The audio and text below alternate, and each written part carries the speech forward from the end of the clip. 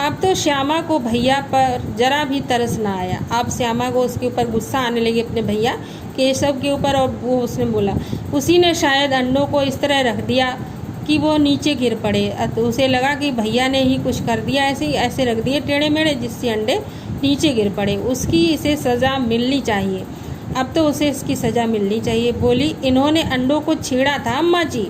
तो उसने शिकायत कर दी कि अम्मा जी इन्हें भैया ने छेड़ा था अंडों को। माँ ने केशव से पूछा क्यों रे?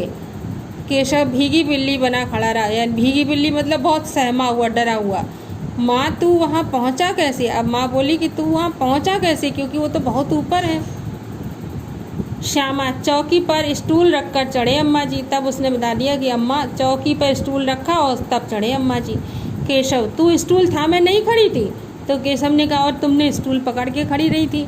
श्यामा तुम्ही ने तो कहा था। दोनों इस तरह से मतलब लड़ने लगे कि तुम्ही ने कहा था तभी तो हम खड़े रहे थे।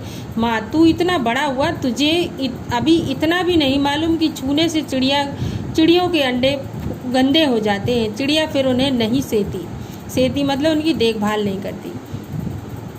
तो माँ ने केशव को डांटा कि तू इतना बड़ा हो गया, तुझे इतना भी नहीं पता कि चिड़िया के बच्चों को अगर छू लो तो छूने से वो गंदे हो जाते हैं, फिर चिड़िया जो है उन्हें सेती नहीं, उनकी देखभाल नहीं करती।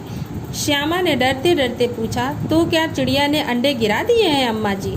तो वो बोली डरते डरते तो क्या अम्मा चिड़िया ने खुद ही गिरा दिए अपने अंडे। माँ और क्या करती? केशव के सिर इसका पाप पड़ेगा, अब देखना। और करती क्या चिड़िया बेचारी? अब ये पाप जो है केशव के सिर पे पड़ेगा। हाय हाय 3 जानें ले ली दुष्ट ने। माँ गुस्सा हुए बोली कि हाँ हाय हाय तुमने तो 3 जानें ले ली, 3 बच्चे निकलते उसमें से। केशव रोनी सूरत बनाकर बोला मैंने तो सिर्फ अंडों को गद्दी पर रख दिया था अम्मा जी। तो वो रोनी सूरत रोता हुआ सा बोला अरे भाई मैंने तो सिर्फ अंडों को ही गद्दी पर रखा था, मैंने कुछ नहीं किया। माँ को हंसी आ गई। तब माँ को इस बात पर, उसकी भोलेपन पर उसके इस हंसी आ गई। मगर केशव को कई दिनों तक अपनी गलती पर अफसोस होता रहा। लेकिन केशव को बहुत दिनों तक अपनी गलती पर अफसोस होता रहा। अंडों की हिफाजत करने के जोग में उसने उनका सत्यानाश कर डाला। अंडों की रक्षा करने के चक्कर में उसने जो था उनका सत्यानाश कर डाला। इसका उसे बहुत दिन तक पछतावा रहा। अफसोस मतलब पछतावा। इसे याद कर वो कभी कभी रो पड़ता था। वो कभी कभी इस बात को याद करता और रोने लगता था। दोनों चिड़िया वहाँ फिर ना दिखाई दी।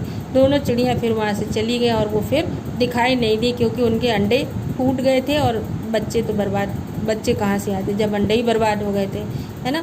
तो इस तरह से ये कहानी अब बच्चों समाप्त हुई।